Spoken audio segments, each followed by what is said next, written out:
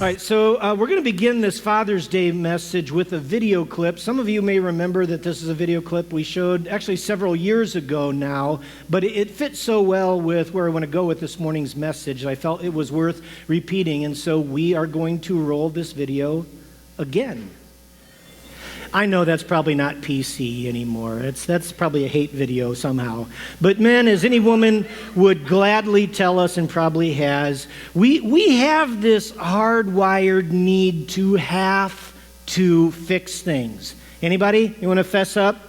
Yeah, but sometimes men, listen carefully, men. Sometimes pulling a cat's paw out of your relational toolbox and starting to pry on another person's forehead is not necessarily what they want or need for us to do. They just want us to listen. But it's not going to fix anything. Right? You've had that conversation. Okay, all right. So it reminds me actually of a story of when Leanna and I were in our first year of marriage. We went to Colorado for my brother's wedding, and I thought to myself, what a wonderful opportunity to teach my new bride how to snow ski, and we can share on the slopes of Colorado, you know, our mutual love for snow skiing. And this is kind of like the picture I had in my mind's eye of how it was going to be. My mind is a wonderful place to live. So as it turned out, the truth of the matter is our marriage only very narrowly survived that day on the slopes of marital bliss. So here's what you need to understand about what happened. My philosophy of snow skiing instruction is this. You begin the day, you get on the ski lift that takes you to the very top of the mountain, and then snow skiing from there is quite literally all downhill. It's just all downhill from there. So now in my defense, I know that sounds a little draconian or something. But anyway, in my defense, I did teach Leanna how to get up when you fall. For you non-snow skiers, that is way harder than you might think. And secondly, I taught Leanna how to snow plow. And for you non-skiers, once again, that is the rudimentary way to stop when you're snow skiing. You just sort of put the tips of your skis together and dig into the snow, and you snow plow to a stop. And so snow plowing is like the hammer in the toolbox of snow skiing. It is the basic tool that can solve almost any snow skiing problem. So having equipped my new bride with these two basic tools of falling down and then getting back up again and then snow plowing to stop, we took the ski lift then to the very top of the mountain, which I will now finally concede was a tiny little bit of a problem, because at this particular resort we were skiing at, the lift that took you to the top of the mountain would drop you off. And then after, coming down the little incline on the backside of the ski lift, you had to make an immediate sharp right or an immediate sharp left, or you would just ski off the backside of the mountain, kind of pretty much in an open free fall. And so I can see now how that might have been intimidating for somebody who had never skied before, but honestly, I had it solved in my mind. I was just going to reach over and push Leanna over to the ground before she skied off of the backside of the mountain, and then I was just going to turn her ski towards the safe downhill side of the mountain, and we were going to be good to go, right? Good plan, men? Good plan? Yeah, well, it actually was indeed all downhill from there. I was right about that. So after hours of misery, and I think we'd made it like 10 feet down the mountain or something like that, my brother skis up and says, "Kent, why don't you let me teach Leanna how to ski?" And I very patiently said something like, "Kevin, I got this. I've got this." He's like, "Kent, I am saving your marriage right now." He literally said that, and he was probably right. The very next day, he was going to be getting married, and the very next day, I was going to be getting unmarried had he not stepped in. And so this is the truth. Leanna actually made a vow when she was up on the mountain. She made a vow to God: if you get me down off this mountain alive, I promise I will never snow ski again.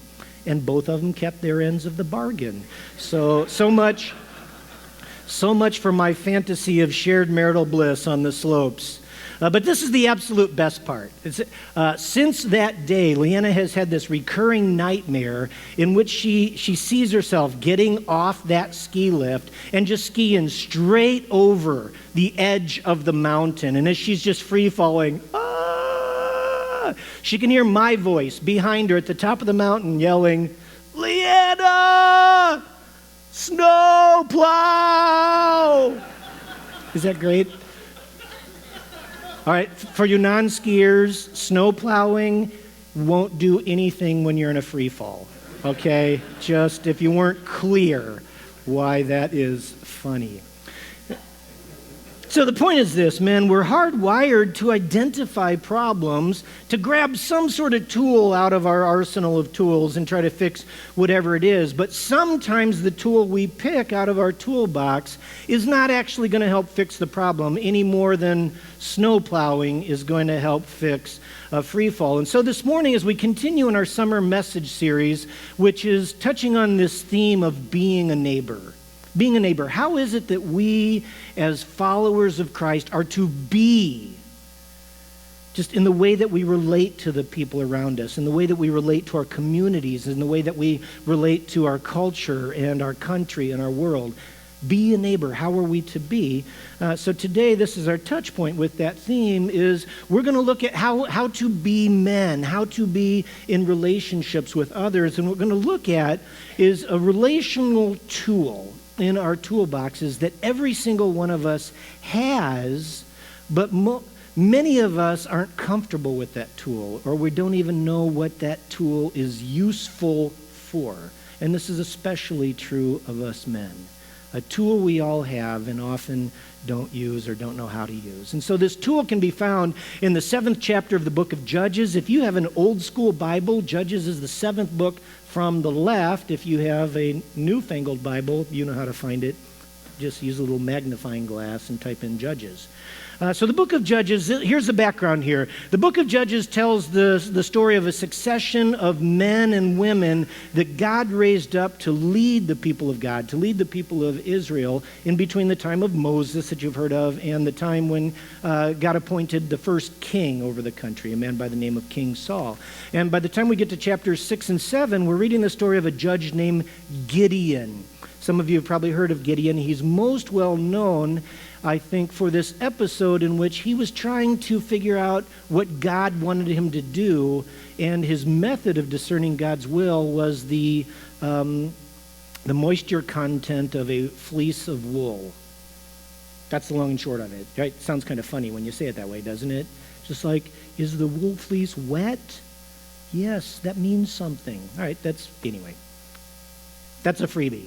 You can check it out, Gideon chapter 6 in Judges. But anyway, what's going on here in the background is Gideon's assignment from God was to deliver the people of Israel from an alliance of countries that had been pilfering them and marauding them and terrorizing them. And then by chapter 7, this enemy alliance had arrayed themselves for a full-out invasion of Israel. And this is what we find out about the enemy camp in Judges 7:12.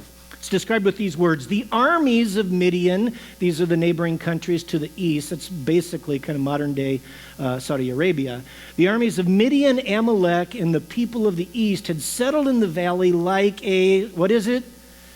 Swarm of locusts. Have you ever seen a swarm of locusts or ants or bees? Right? It's kind of creepy, scary, like, right? All right, so that's what the army looked like, the troops. And to boot, the camels were like grains of sand on the seashore, too many to count. Camels were like the ancient equivalent of tanks. All right, so there's a swarm of armies and a bajillion tanks. That's the reconnaissance report on the enemy troops. Well, in the meantime, does someone need to get that? Is it? No, it's not mine. Okay, here we go. So that's the reconnaissance report. Swarm of soldiers, bajillions of tanks. But in the meantime, what's also happening is God takes a look at Gideon's army, and it's 32,000 soldiers. That's a pretty decent-sized army, and God says, you know what? I think that's too big. Too many troops, and he whittles the army of 32,000 down to, who knows? 300. 32,300. 32,300. You see the difference. All right, that's a significant military cutback, right? Right, that's significant. So here we go. Visiting team, a swarm of insects, a bajillion tanks. The home team has 300 troops. Now, if that's not bad enough, God doesn't stop there. In verse 9, here's what happens. Let's read this together.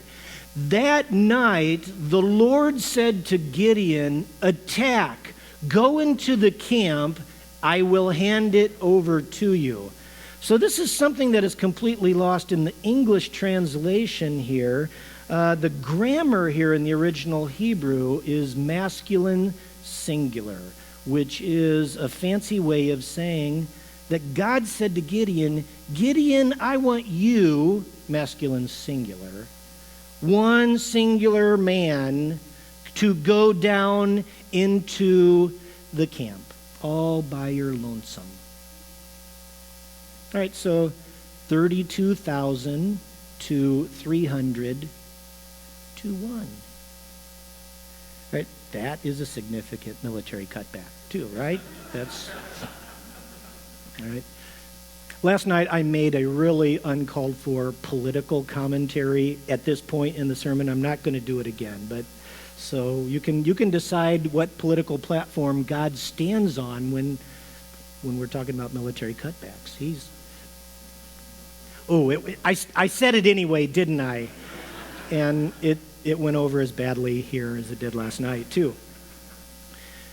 32,300 to 1. You're Gideon here in verse 9. How are you feeling? Yeah, this is a little bit outside your comfort zone.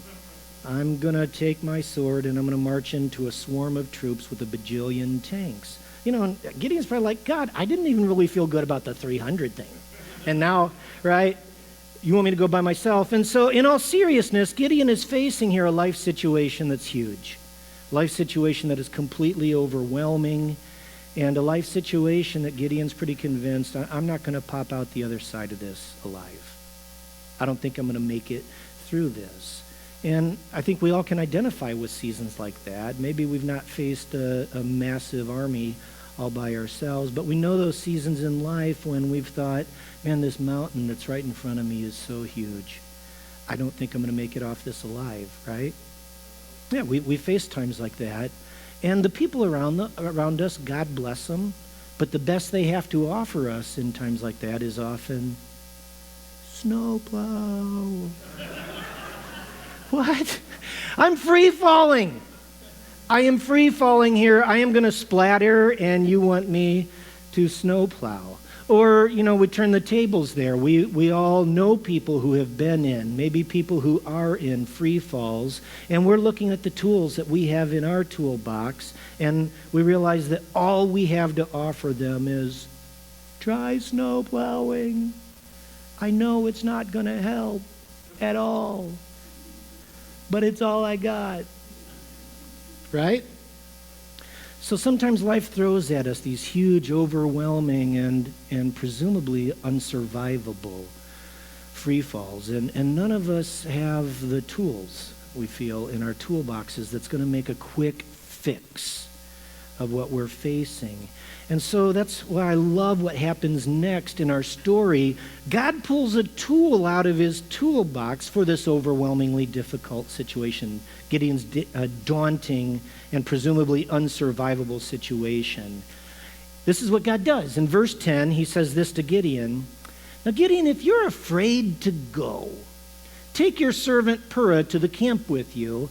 Verse 11 immediately says, and so Gideon and his servant Purah went to the edge of the camp. All right. Right? What, was Gideon scared? Yeah, so I can see the movie version of this scene in my mind. God saying, hey, Gideon, I want you all by yourself to go down into the swarm of enemy troops. And Gideon's like, wait, what? What? Me all by myself against a bajillion tanks? And God's like, yes, that's exactly what I want you to do. you're not scared, are you? And Gideon's like, well, scared? Who said anything about being scared? I'm not scared. And God's like, well, if you're scared, you can take, let's see. And God's digging through his toolbox. Let's see. Oh, here's what will help you if you're scared. You can take your little servant, Purah, with you. All right? And you can just see Gideon's face like, what? This helps me. How? Well, if you're scared, I'm not scared. I'm not scared. And immediately then it cuts to the scene of Purah and Gideon walking across the video. It's like, wow, we know the truth. All right. So what do we learn from this scene? What is it that God pulled out of his toolbox to help Gideon in his overwhelming and presumably unsurvivable life free fall? This is the punchline. It was the power of helpless presence. Let's say that. The power of helpless presence. All right, think about this. All right, Purah was going to be an essentially useless addition to Gideon's army of one, right? Gideon and his servant taking on a swarm of troops with a bajillion tanks. All right, what was he going to do? I mean, even if we granted Purah, this guy is like Jason Bourne, right?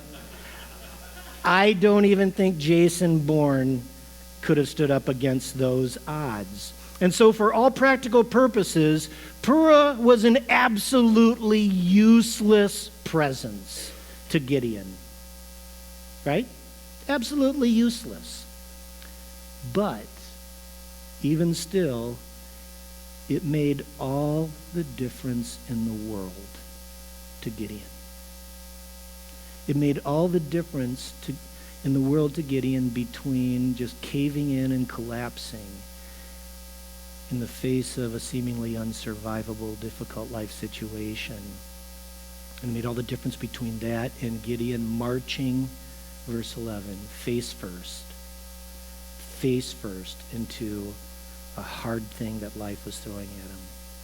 And the difference was nothing more than one single, solitary, absolutely practically useless friend who said, yeah, I got nothing, but I'll stand with you in this. I'll march with you in this. Did you hear that? That made all the difference in the world. And so this is the take home for us this morning. It's a simple sermon. Sometimes the people around us don't need us to fix it. And often in these situations, there's nothing we can do to fix it. They just simply need for us to be a helpless presence who will say, yeah, I've got nothing, but I'll march face first into this thing with you. Yeah. That's how we're to be. That's how we're to be. Okay, now let me throw a disclaimer here. Now, in saying the word helpless, I'm not saying that we should not help when we can help, right? I'm not saying be helpless, right? I'm not saying that people around us need for us to be useless when there's practical things that can be done. So I'm not saying be intentionally helpless. I'm just saying that sometimes there is absolutely nothing we can do to fix what's broken. You understand that? There's nothing we can do. All right? For instance, there are no words that we're going to pull out of our toolbox that's going to patch the gaping and presumably unsurvivable wound that somebody's feeling in their soul when they just lost a loved one. Right? There's no cat's paw. There's no hammer. There's no screwdriver for the death of a loved one. Right? There's no magic tool fix for, a spouse who just got abandoned by their other spouse. You're talking to a teenager. There's no quick fix for being dropped by your boyfriend or girlfriend, right? It hurts. And we just want to pull some screwdriver out and just like, oh, here, just a couple turns and it's all better. Right? Right? But sometimes in our own struggle with our feelings of helplessness, and we combine that with our need to fix, especially us men, we search to try to find these magical words that are somehow going to make it all better. Do you know that one? Just the magic words, the right words. And what we end up doing is we just end up saying stupid. We just say stupid. All right? I have come to call these pixie dust words. Pixie dust words. It's just like, oh, this is hopelessly broken. It feels unsurvivable. I'm going to search for the magic words. It's going to instantly make this all better. Right? I've got nothing. I've got absolutely nothing, but I've got to fix this. And so I'm just going to say something really stupid. Maybe that'll help.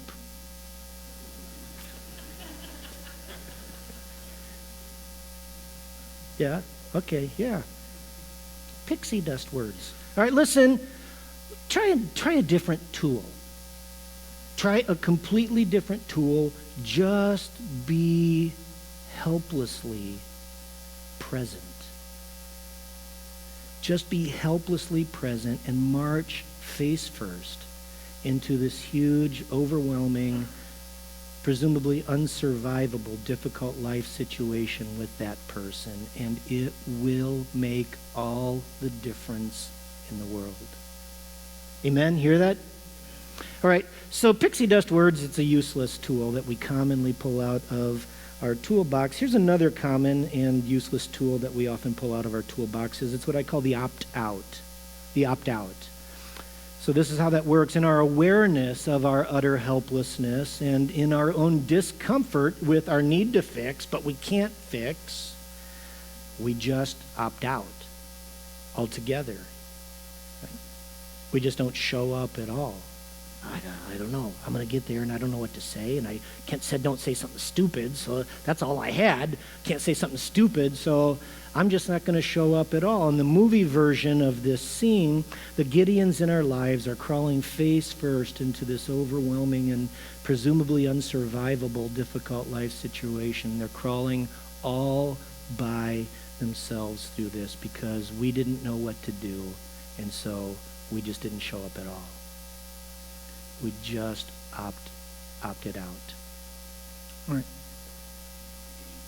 Let's try grabbing a different tool than the opt-out. Just be helplessly present. Take a page from Pura's book. Just be helplessly present and march face first into this huge, overwhelming, and presumably unsurvivable, difficult life situation with him, with her, and it will make all the difference in the world to them. Just as a footnote here, I think actually there was power in Pura's helpless presence by virtue of the fact that Pura was Gideon's servant. But his servant. Let me tell you what I mean by that. In some sense, Pura couldn't opt out, right?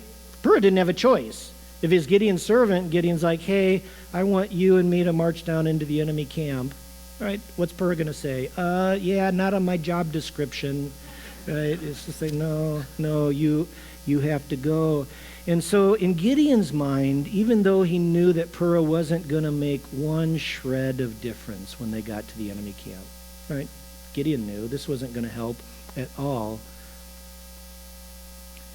All the same, it made all the difference in the world to him to know that that Pura was going to march with them, and that Pura was going to march into the situation with them no matter what. Right?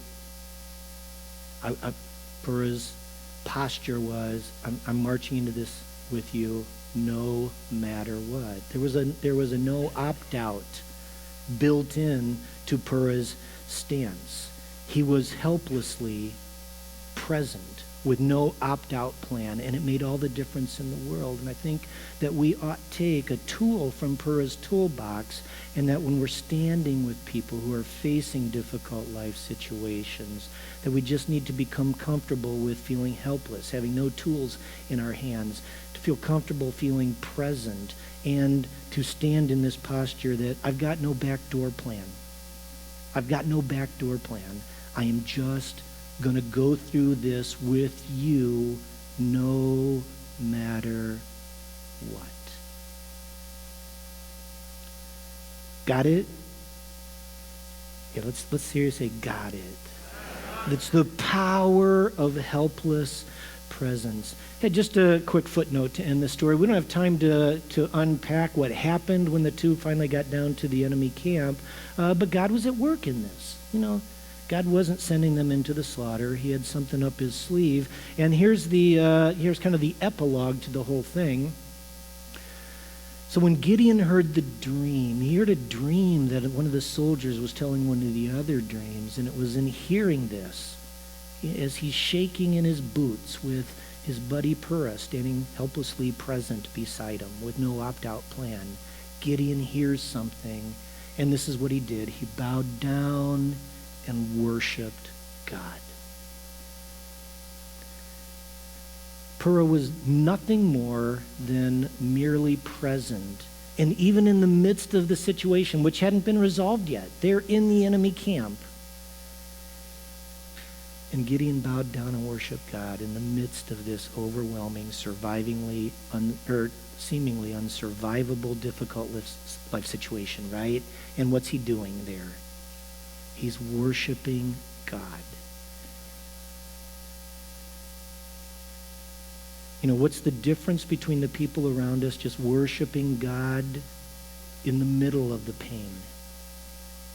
What made the difference? What makes the difference? It's simply this: one single, solitary, absolutely helpless, present friend with no opt-out plan. Let's be like that. How are we to be? We're to be like that. That's what it looks like to be a neighbor.